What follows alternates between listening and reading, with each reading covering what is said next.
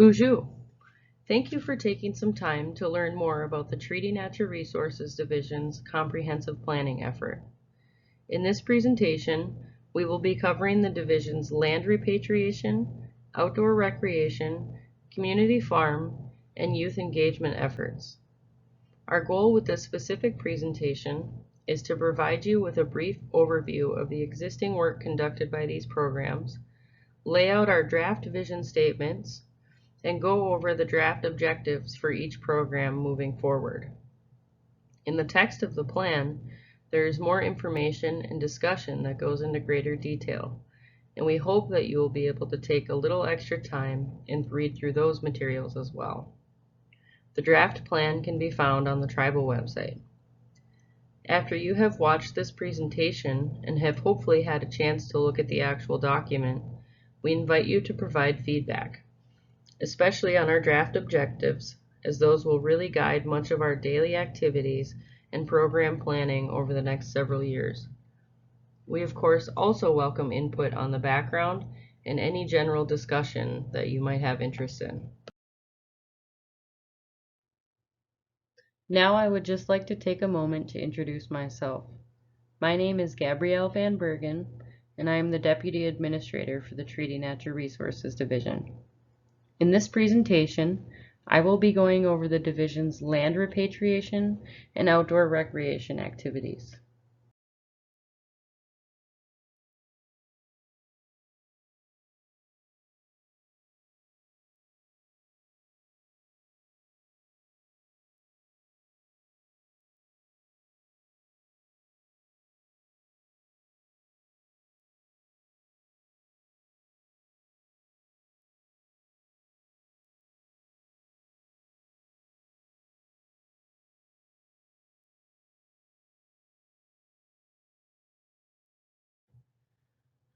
As you can see here, the Treaty Natural Resources Division has taken an active role in assisting the tribe in repatriating its lands.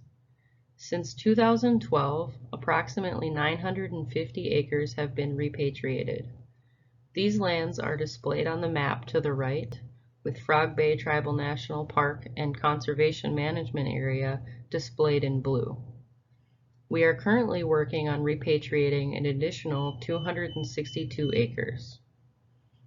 Our draft vision statement in the comprehensive plan states, reclaim all lands within the original reservation boundaries to fully accommodate the needs of the growing, thriving tribal community.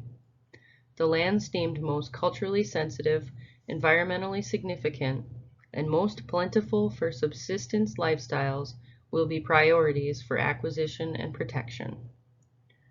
We hope that this vision statement captures values of the Red Cliff community, and if you have any comments on the vision statement, please make sure to let us know. This slide shows the draft objectives outlined in the land repatriation section of the comprehensive plan. Our primary objective moving forward will be to continue assisting the tribe in repatriating lands with high conservation and cultural value. Through a mapping exercise, we have identified an additional 2,098 acres that exhibit high conservation value.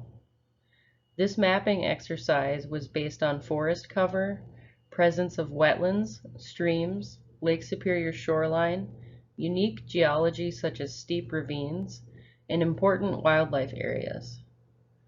For repatriated lands that are highly sensitive, we will request that Tribal Council rezone those acres as preserved overlay districts to provide additional protection. For repatriated lands that may have experienced past disturbances, we will implement any needed restoration work to maintain a healthy ecosystem. Moving forward, the TNR division would also like to pursue formalized co-management policy on behalf of the tribe with the Apostle Islands National Lakeshore. Next, I would like to go over the division's outdoor recreation and cultural activities. Outdoor recreation kicked off for the division in 2012 with the designation of Frog Bay Tribal National Park. Since then, The division has constructed approximately 1 3/4 miles of hiking trails in the park, including many boardwalks and the installation of a restroom facility and large bridge. In 2017, additional lands were acquired surrounding Frog Bay, and the conservation management area was created. These additional areas are accessible to tribal members only and protect about 300 acres of land, including 120 acres of wetland and 4,000 feet of Lake Superior shoreline. Also in 2017, the division constructed the Clayton Creek Trail, which runs for approximately 1 mile from the Isle Vista parking lot to the Red Cliff Community Health Center. Currently, we are also installing an additional floating walkway across Raspberry Bay to make the beach and wetland more accessible to tribal members. We feel that protecting tribal member areas is very important for the community's outdoor recreation. So to better direct visitors to where they are welcome to recreate, we have installed wayfinding signage along Highway 13, at the casino, and on Frog Bay Road.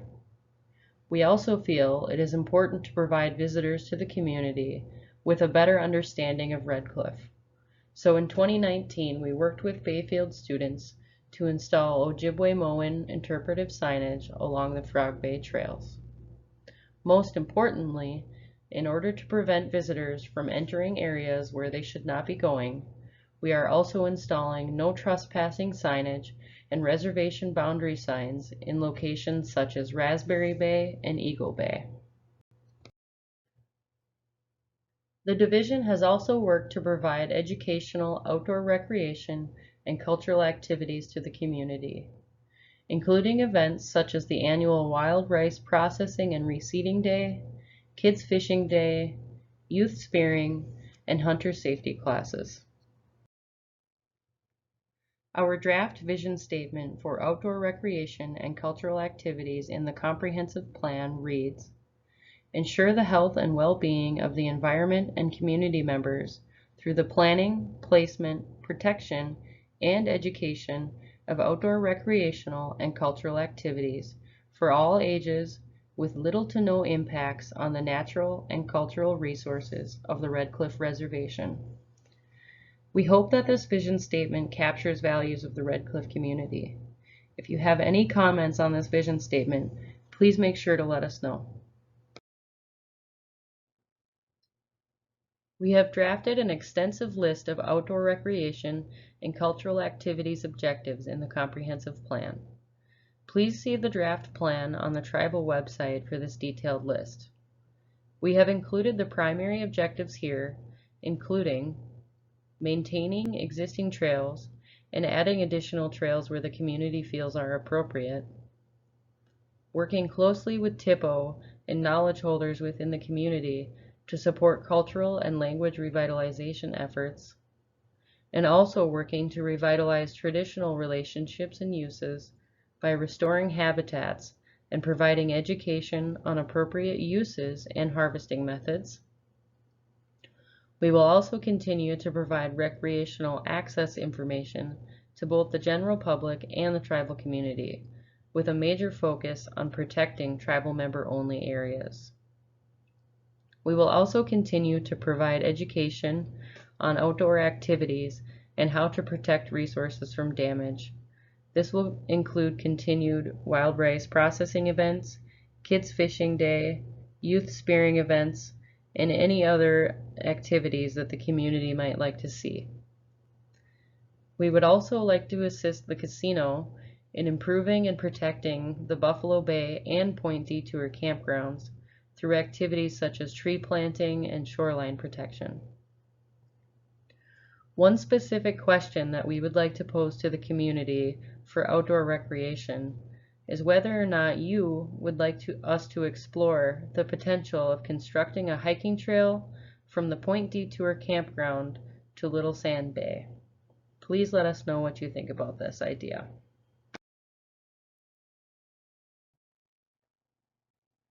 Bonjour, and thank you for taking the time to learn more about the farm section of this comprehensive plan. The goal of this presentation is to provide you with a brief overview of what currently takes place at Minobemadaziwin Farm, to share our draft vision statement with you, and to go over a few draft objectives. The comprehensive plan document contains much more detail about the farm and our draft objectives, so we hope you have a chance to read through the document and provide any feedback or ideas you have. Currently, farm staff at Minobemadaziwin consists of one full-time farm manager, Alyssa Studi, along with seasonal farm technicians. First, we'd like to share with you an overview of how Minobemadaziwin Farm currently operates. Fruits and vegetables are grown in outdoor field plots and also in protected structures called high tunnels. The farm also takes care of an orchard and maintains a flock of laying hens. In addition to the vegetables, fruits, and eggs produced, the farm also produces teas, culinary and medicinal herbs, along with other traditional plants. In the spring, the farm operates a sugar bush in collaboration with the Early Childhood Center as well as the Bayfield School District. Minobemadaziwin Farm is dedicated to increasing food sovereignty in Red Cliff and supporting the needs of the community. Each spring, the farm provides support for home growers through the annual plant giveaway and also through backyard garden tilling. Farm staff also work to build relationships with tribal programs and create many outlets for distribution of produce. Along with providing produce to various tribal programs and local grocery stores, the farm operates a weekly Pay What You Can farm stand and offers a seasonal CSA membership. CSA stands for Community Supported Agriculture. With a CSA, members sign up to get a weekly box of fresh seasonal produce. CSA shares can be available at a reduced cost from the farm to remain accessible for all community members. Please take a look at the comprehensive plan document if you'd like to read more about the many ways the harvest is shared. The farm is a multi-dimensional program, and again, we encourage you to take a look at the plan to learn more about the many roles of the farm. With that, let's move on to the draft vision statement.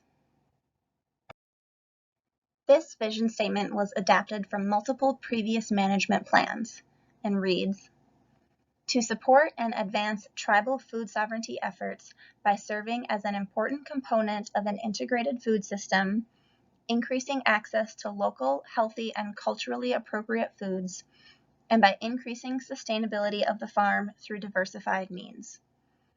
We hope that this vision statement captures the overarching goals of the farm and its place in the food system of Red Cliff. If you have any comments on the vision statement, please let us know. Lastly, we'd like to run through just a few of the objectives laid out in the comprehensive plan. Again, we hope you take the time to read through all of the draft objectives laid out in the document itself, and then provide any comments, feedback, or ideas you have. One objective is to strengthen food distribution channels and create new ones.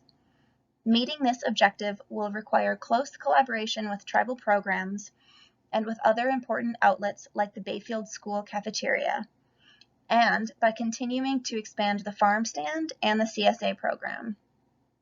We are consistently working to improve on the ways we can get fresh, nutritious produce directly to the community.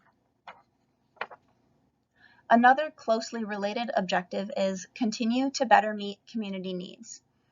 As stated before, the farm is dedicated to supporting the needs of the Red Cliff community. This year, a new building is being constructed at the farm. This building will have a commercial kitchen space as well as a gathering space, and we hope to host many more classes, workshops, feasts, and events with the new space. We will also continue the tradition of the backyard garden tilling and the annual plant giveaway, in which thousands of plants and seed packets are provided to home gardeners each spring. Another objective is increase the economic sustainability of the farm through a variety of means. Currently, the farm is supported through grant funding. However, we recognize that this isn't always reliable into the future. By continuing to explore the feasibility of value-added products and by working with local retailers to establish distribution channels, the farm can generate revenue to support operating costs while at the same time supporting the needs of the Red Cliff community. A final objective we'll share here is to support and enhance tribal food sovereignty efforts. Supporting food sovereignty is a main objective of farm operations, and the farm recognizes that increasing food sovereignty should be a multidimensional, community-based approach. The farm will support these efforts in a variety of ways, some of which include growing more traditional indigenous crops, working with programs to establish food sovereignty goals, and providing resources to community members to process and preserve their own harvests. We welcome your feedback and hope you weigh in on this planning process. Some questions we would like input on are: what workshops, classes, or events would you like to see? If the farm were to collaborate with other programs to establish community gardens, where would you like to see them? Is there anything else missing from the plan that should be included? This concludes this portion of the presentation. Thank you for taking the time to listen. Please submit comments by email or through the online survey before October 31st. Your input is very valuable. Miigwech.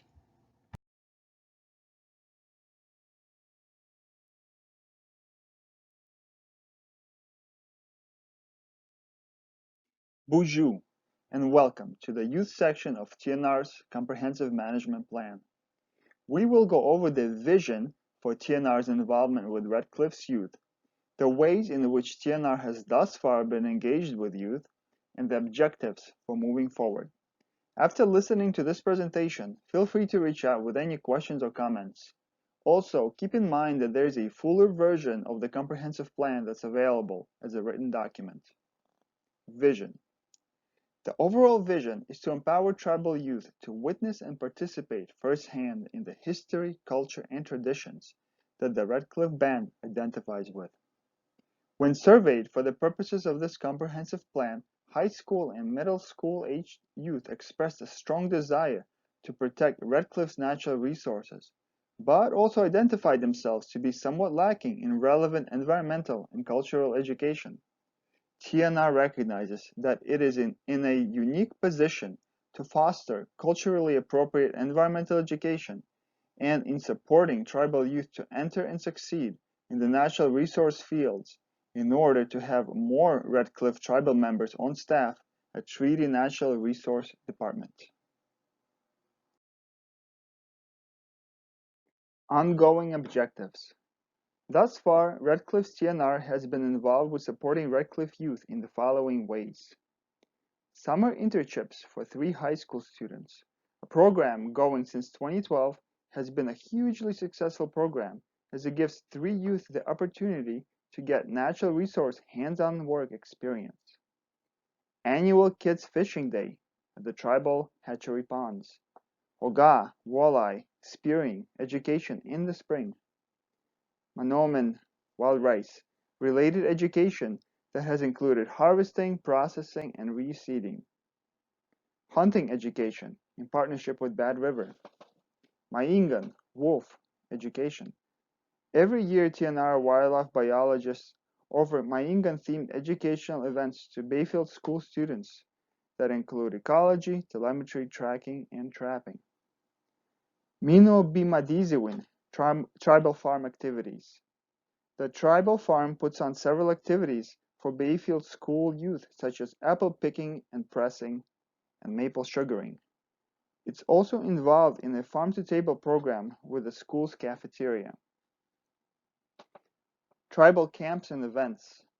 TNR staff often help out at various tribal events such as Red Cliff Culture Days, Wolf Camp, Language Camp, Winter Camp, Summer Gathering, and Glyphwick Camp, with various recreational, educational, and cultural activities. Frog Bay. The TNR-led 2012 creation of Frog Bay Tribal National Park and associated Ojibwe-Moan nature signage, created in collaboration with Bayfield school students, on its trail system has provided a space for youth recreational and learning opportunities. Indigenous Arts and Science Program. Since 2017, TNR has hosted an IS coordinator who has worked in the tribe and with the Bayfield School District to help foster environmental and relevant cultural education, including the production of 2 week-long institutes for Red Cliff youth and local school teachers. In 2020, this program has been moved to the Education Department, but the cooperation between the IS program and TNR is strong and ongoing.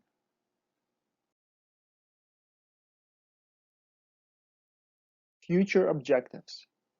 TNR also has a number of future youth-related objectives.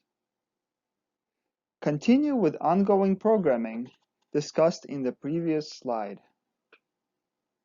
The Young Adult Natural Resource Initiative. Administered in conjunction with Bad River, this program will provide temp natural resource positions for several Red Cliff and Bad River 18 to 25-year-olds. Farm facilities. The 2020 and future completion of expanded facilities at the tribal farm will create a more conducive educational indoor space. Growing relationships with other organizations. TNR will endeavor to continue to cooperate and grow its relationships with other organizations that focus on youth education, such as the Boys and Girls Club, Bayfield School District, Early Childhood Center, Brighter Future Initiative, Apostle Island National Lakeshore, and Wisconsin DNR. New events. TNR will facilitate new educational events through the year, including plant walks, bird watching, conservation projects, and water and air monitoring projects. Elder involvement. TNR will invite tribal elders and other knowledge holders from the community to various educational events to help facilitate cultural learning. Social media. TNR will reach out more via social media to help inform the public, especially the media-savvy youth, of upcoming events and opportunities. Miigwech for your interest in the youth section of TNR's Comprehensive Management Plan. That concludes this presentation. Thank you again for taking the time to weigh in on our planning effort. Please submit any comments that you may have by email or to the link shown here by October 31st.